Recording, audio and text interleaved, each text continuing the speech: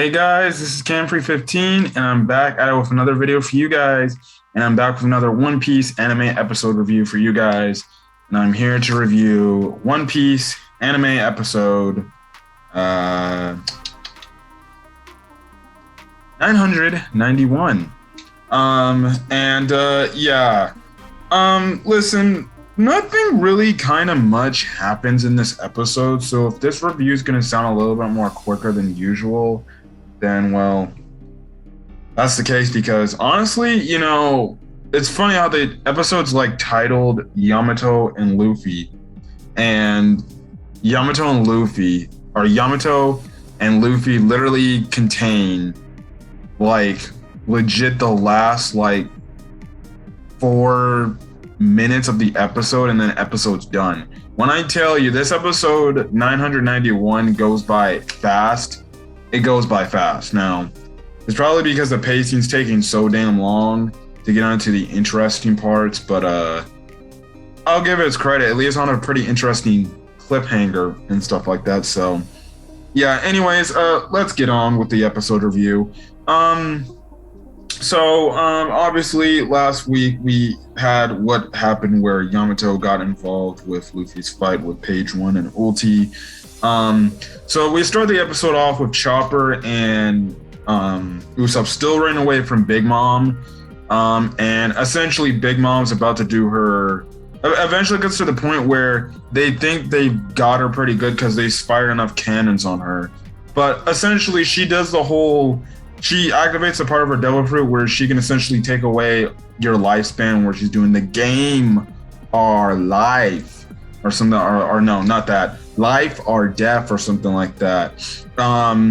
And she looks like she's about to do that to Usopp and Chopper and literally steal the ever-living souls out of them and kill them. But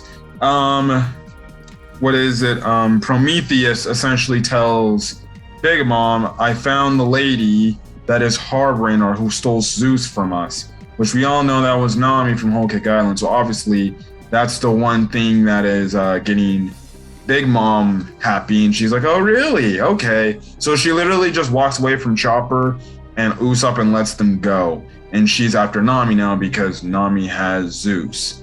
We actually do cut over to Perospero. Now he's not with the rest of the Big Mom pirates. He must have created some sort of candy type of, thing that is essentially making him sail the water. And he climbs up and he's about to reach Onigashima. He remembers how freaking King and Marco both knocked him down the freaking waterfall and stuff like that, and things like that. He also goes on to mention of the fact that he doesn't really like the fact that Big Mom is aligning herself or having an alliance with Kaido. Like, he's definitely not for that. Essentially saying like, I hate this idea. And guess what? Big Mom should be on top of the world, so who knows? Maybe Perospero might be the type of guy that would just break old ties with the alliance between Kaido and Big Mom. Definitely could see that happening because we know Perospero is an arrogant son of a you-know-what. We actually do, speaking of Nami and stuff like that, since that case, Nami, Carrot, and Shinobu, they all just start running away after the Prometheus has found them and stuff like that. And even Zeus is kind of hiding behind Nami because Zeus was like, please don't let her find me. Don't let Big Mom find me because she'll kill me. So definitely it sounds like Zeus has 100% allegiance to Nami. I do say that I think my co-host, the Red Wolf, who you've seen his videos, my co-host thinks that Nami will get Prometheus as well. That'd be very interesting. Heck, honestly, I don't know how that would be possible because we know Prometheus is pretty loyal to Big Mom, but I don't know how that would happen, but we'll have to see. Anyways, Big Mom's walking through the hall.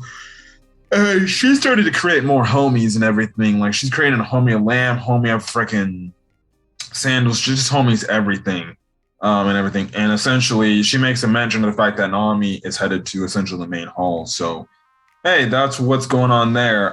We do cut over to Zoro a bit. Zoro's talking to some Beast Pirate members and stuff like that.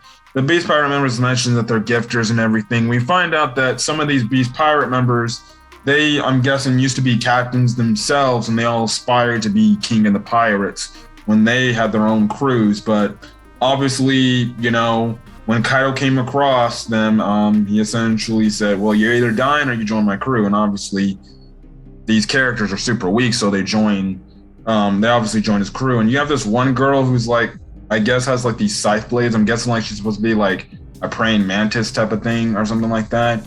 I mean, she's telling Zoro, why don't you join the group? Like, hell, she even calls Zoro handsome in some case, but Zoro's like, sorry, that's not my goal. That's actually my captain's goal. My goal is to be the best swordsman in the world. So yeah, again, listen, I'm just gonna say this. I think I said this before in past reviews. Why the hell Toei's making the random Beast Pirate chick fodder members of Kaido's, you know, pirate crew, where you just have the fodder girls? They just look smoking hot for no apparent reason. Just smoking hot. Almost all the Beast Pirate girls we've seen that are just fodder, essentially, they're all smoking hot. No idea, no reason, no why. Toei does like to advertise the women. Okay. Anyways. Robin, speaking of great good-looking girls, Robin's walking with Jinbei. They eventually see the samurais sneak in. That's Old Man Heel's group from Kinemon's group who told them to go in and sneak in. And lo and behold, they're like, well, you know, we're just going to, I guess, stay around and see what happens next and look around. But then all of a sudden, there's a huge announcement. Oroshi's calling a very, you know, special, I guess you can say, commencement. And he's showing the entire Beast Pirates crew, like, oh, guess what?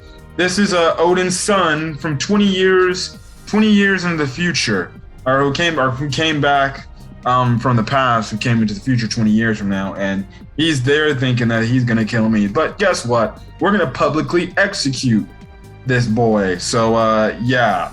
Now they do cut over to Kaido. Now Kaido's kind of pissed off because he's like, damn Orochi, he's ruining the mood of the entire fucking banquet. So I don't know. So I'm guessing we're getting to the point where Kaido's starting to look like he's getting tired of Orochi's bullshit. I think Kaido at this point is like, why kill the fucking kid? He can't do anything anyways. At this point, you might as well just make him a fucking prisoner. It's not like he's gonna do anything to us. You know, he's just a kid.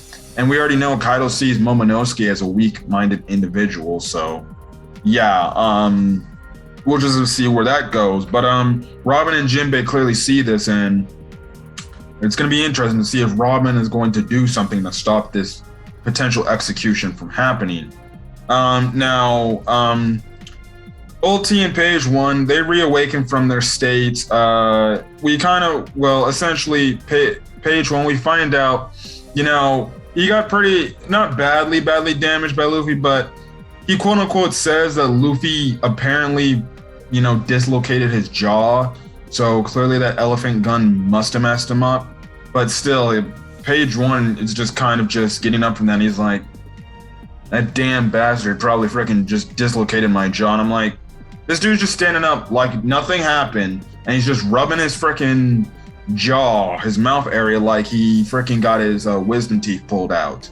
But okay, fine. So that's the thing there. And Ulti kind of gets up. It's the same type of Ulti, where she's like, I'm gonna make them pay.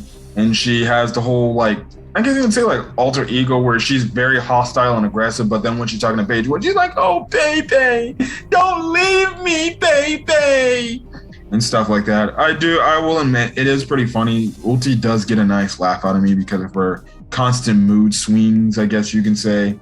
So anyways, covering the last bit of the episode, which literally, like I said, is probably covered like the last 3 to 4 minutes of the episode, and yet this episode's titled Yamato and Luffy. And we don't see them till literally the end of the fucking episode. I'm like, what the fuck is with these misleading fucking titles? I'm thinking I'm going to get this discussion for like a majority part of the episode. Nope.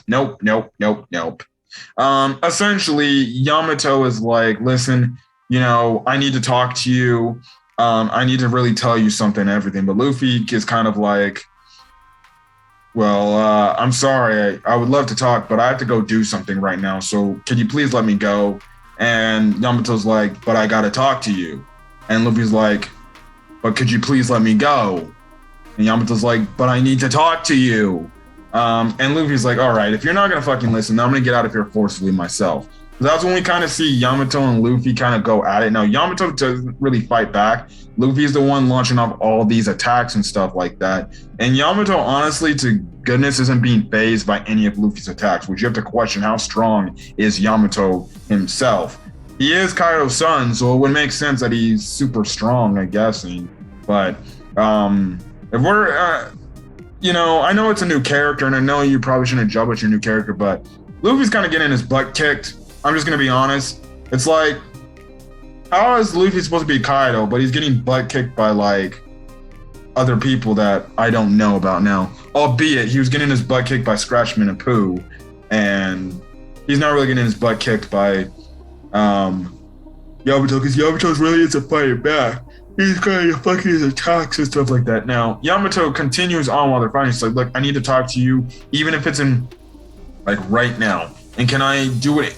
Can we do it in private too? No, well, at first, before Yamato says we need to do it, can we do it in private? Luffy is like, okay, then you get 5 minutes. But then that's when Yamato's like, no, I need to talk to you in private because I don't want people to hear. And that's when Luffy's like, okay, yeah, you're asking for too much. Then it gets to the point in the episode where Luffy fires a Gum Red Hawk. And that's when that's when we see Yamato's legit eyeball within the mask, like, sparkle. And it's like, he's like, I almost said she, because, well, we find out in the flashback at the end of the episode that apparently it seems like Yamato is going to be a female. I'll get to that in a quick second. But Yamato essentially flashes and is like, wait, that attack looks very similar. And then that's when Yamato reminisces, and apparently Yamato, I'm guessing somewhere back before the 2-year time skip happened, pre-time skip era of One Piece, ran into Ace and apparently fought Ace. And Ace was in Wano, because we knew he was in Wano from the flashbacks. And apparently Ace was in Wano to take Kaido's head. And Yamato and Ace clashed with one another. The animation looks spot on and great. It's always great to hear Ace's voice actor again, because he's a great voice actor. But the interesting thing about this flashback is, now they don't reveal, they still silhouette the face. But one thing we see in Yamato is, I'm guessing we're seeing what the design fully looks. One, we see that Yamato has long hair. From what you can catch, it's white at the top base of the part, with the extensions having a greenish type of hair area. And then they do a close-up on Yamato's chest. And I kid you not, you can pause the frames. That chest is not the chest of a man. That is a chest of a girl. She has boobs. Yes, boobs or boobs, whatever. So essentially, this flashback, I guess you can say, gave away that Yamato essentially is a female that calls herself a man. Now, for whatever reason why she calls herself a man or a boy, we're just going to have to find out, I guess, the truth behind that when I'm guessing she. Now I'm gonna just directly call her she for now, unless she says I would like to be called a man and stay like that or something like that, then I'll just, out of respect, say he. Yeah, the he looks like a she, because you clearly see the boobs. The voice definitely sounds like a female voice. So yeah, it could be one of those things where maybe Kaido wanted Yamato to be more like a man than a woman. Maybe because he feels like maybe women are weak, and maybe the daughter of Kaido wouldn't be so grandiose as compared to, say, maybe the son of Kaido. Maybe to him, the son of Kaido sounds better than the daughter of Kaido, because maybe people are like, you have a daughter? This guy's called the king of the old beast, and he's got a daughter. What? You would think he would have a son, so... yeah, it's definitely gonna be interesting. and stuff like that. Hopefully, Yamato is a hot girl, and stuff like that. So, yeah, but hey, it's if a new character is going to be introduced that's a chick, I guarantee you 9 out of 10 times, no, 10 out of 10 times, Yamato isn't going to look like no Big Mom. She's going to be a babe. So other than that, that's kind of all that happened in One Piece. And literally, you can watch this episode and it flies by like no tomorrow. Like literally, it was damn near interesting. But other than that, I thought it was a pretty solid episode. We get a nice cliffhanger with Ace, and next week it seems like Yamato's gonna tell Luffy essentially everything. How I'm guessing he knows Ace, or I would say for the time being, I'm gonna call her she, but how she knows Ace and everything and stuff like that. So are we also kind of hinting at the fact that I'm guessing Yamato and Ace maybe had some sort of relationship? That would be interesting to say the least. So yeah, now we don't know if they fought as they were enemies or, you know, some other thing, or they were comrades or something, but it's going to be very interesting to see what happens. But other than that, guys, I'm going to get out of here. Hopefully you have a great rest of your day or night whenever you shot this video. Again, hit that like button if you like this One Piece video. Put in the comment section your thoughts on this week's episode of One Piece. I guess your thoughts on the revelation, the fact that, well, it seems like Yamato is a girl. Again, do not post spoilers if you are a manga reader and you know what happens and stuff like that. And I'm guessing if you know the apparent gender of Yamato. Now, I did know that there was like an SBS that actually confirmed that Yamato is a female or something like that. I don't know. But yeah, that's from what I heard. So yeah. Again, listen, if you really think that it's still a dude, I'm sorry. I don't think dudes have big, you know, boobs like that. Because if that was the case, then good God, they must have had some crazy plastic surgery. But if I'm seeing boobs like that, trust and believe, it's definitely a girl. But other than that, I'm gonna get it for guys. Hit that subscribe button if you want to get more One Piece content. And other than that, guys, I'm gonna get it for. So till then, guys, I'll catch you guys in the next video. Till then, guys, peace.